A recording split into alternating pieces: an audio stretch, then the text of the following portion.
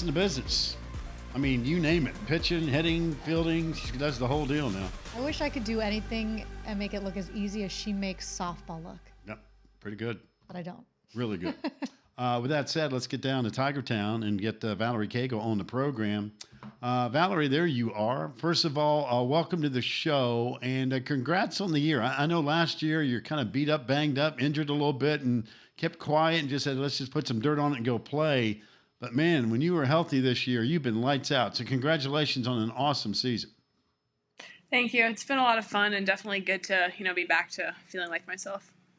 And I know that had to be tough, isn't it? Because I know you're a competitor and you want to put out the A-list every time you go out there.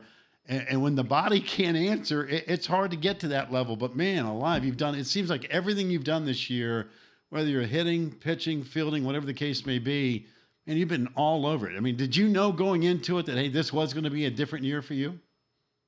I definitely, kind of hoped that it would. And just, kind of the goals that I set and the mindset that I had coming in was to keep things a lot more simple than I have in the past. So I definitely think that helped for sure, kind of just allowing me to relax and trust the people around me. Yeah, one of the things you've posted about, and you said your goals were to have fun and not overthink. How have you been able to do that? What are some things that you were able to implement in order to make sure you're having fun and you're not overthinking in this year? The big thing is definitely just, acknowledging what I wasn't able to do this last year and what I had been able to do in the past and what I can do now. Just kind of remembering that and just enjoying all the little things and not taking, any of those moments of, kind of just not letting them pass by, but also just really relying on the lineup that I have, around me, the hitters and the defense, and then also just, the other pitchers. We have a lot of really talented players, this year especially, and so just relying on that has been a big thing for me. Valerie, I remember interviewing you on the old Packer and Durham show when you were a freshman and you were this huge sensation in Clemson. Softball was getting off the ground and you were doing your thing, and you seemed kind of, quiet and like, it's still, I'm still having a good time. Now you seem like I'm a vet, man. This is old school. Does it feel like it's kind of in slow motion? I mean, I know how fast college life goes by, but do you ever look back and go, man, I can't believe how fast this is going by and how much fun I am having playing softball and all the buds you've met and everything else? Because you really are a superstar on campus. Definitely.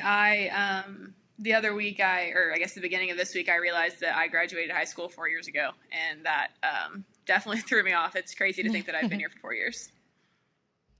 I know a lot of people will say, we just heard that video coming in and say, like, she's the female Shohei Ohtani. And I know that when people put that into context, that's high praise. What do you think when you hear that? I just, it's something that's, just kind of special to hear, especially just because, just like him, just doing, being able to impact the game on more than one side. And so being able to be that representation for softball, just as he is with baseball, is something that I don't take lightly, and that is special. Then let me ask you this. Which is a better feeling? Because you can do it all, and you have done it all. We know we'll talk about your perfect game too, but which is a better feeling? A game-winning strikeout with runners in scoring position, throwing one, or a hit to walk it off for your team? I think it just depends on the game and who you're playing. Okay. Yeah, I don't know. I don't really have an answer for that. I mean, obviously, as long as you get the dub, good, right? The answer yeah. is, I think the answer, Valerie, is yes.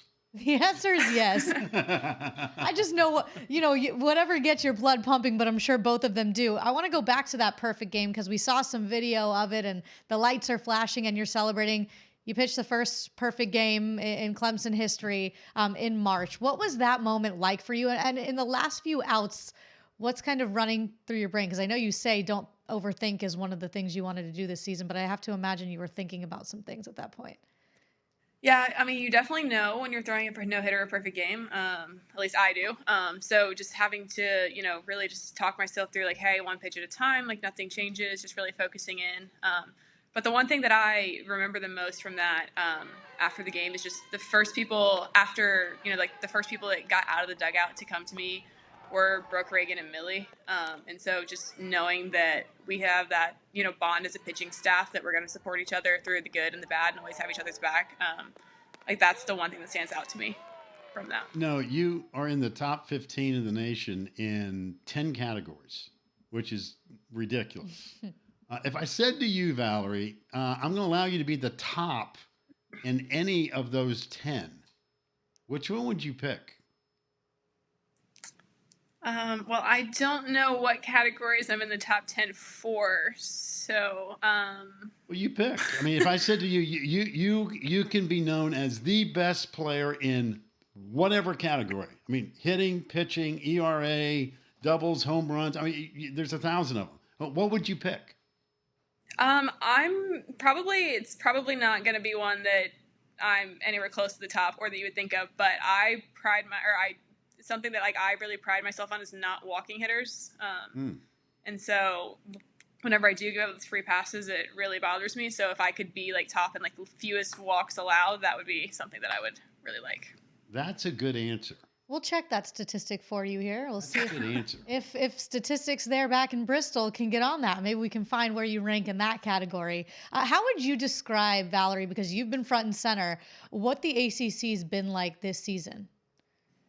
I mean, I think, just watching even just the Florida State and Louisville series this weekend, anyone can, win on any given day. And there's a lot of teams that are really competitive and really going to, make a run postseason and just, it just keeps putting the ACC more and more on the map with the addition of some of the teams and just with the improvements of other teams.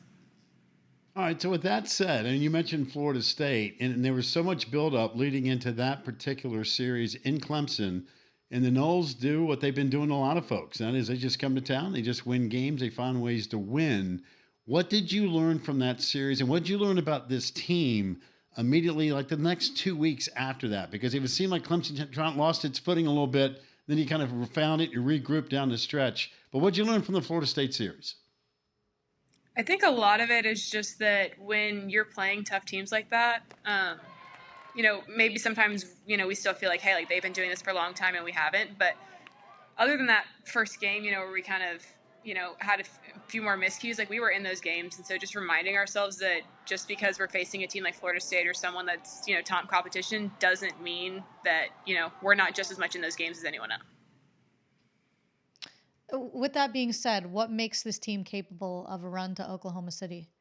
I think it's just there's so many different pieces. Our pitching staff is deeper than it's ever been, and we have more depth in the offense, and we've really worked to improve our defense. And so I think just putting all those pieces together, we do have a complete team, and so just focusing on playing our game and not focusing on who the opponent is. Hey, Valerie, speaking of focusing, Taylor and I were down in Clemson a couple of weeks ago for Dabo's event and everything else, and we broadcasted from the softball stadium. Has there been a moment in your Clemson career, given how crazy the fans have been for softball, standing room only and everything else, that you're either on the field or in the dugout, that you looked around and you saw something happen and you went, oh my God, can you believe fill in the blank? Has there ever been something that happened during a game at Clemson? I can't think of anything. Honestly, I kind of tune out all of that. I've trained myself to listen to certain people, listen for certain voices. So I don't really pay much attention to what's going on during games. All right. So what voices do you hear other than John Rittman? Honestly, I've kind of taught myself to tune him out in certain situations as well.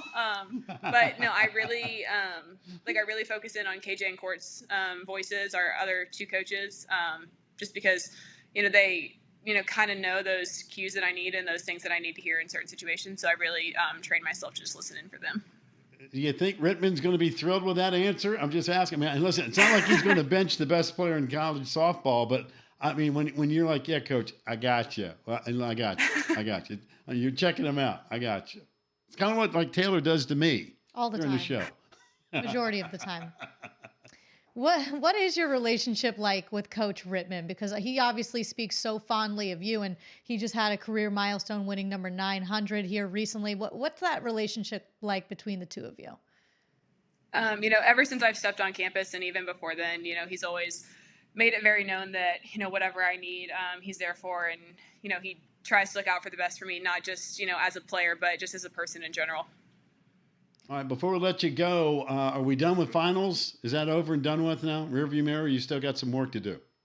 No, finals ended last week, but I am in grad school, so I actually didn't have any finals, which was really nice. Oh, good for you. Yeah, Look at you. she's already a grad. Man, look I'm at working you. on some more. She's an overachiever. Wait, I Man. want to know because there's a lot of young girls out there who want to be just like Valerie Cagle, right? So I have some rapid fire for you. So I want to know because Okay. maybe if they do these things, they could be just like you. What's your pregame meal? Do you have a specific thing you have to eat? No, whatever's provided at the stadium. Whatever's provided. Pregame jam. Like, is there a song or an artist that you tend to gravitate to?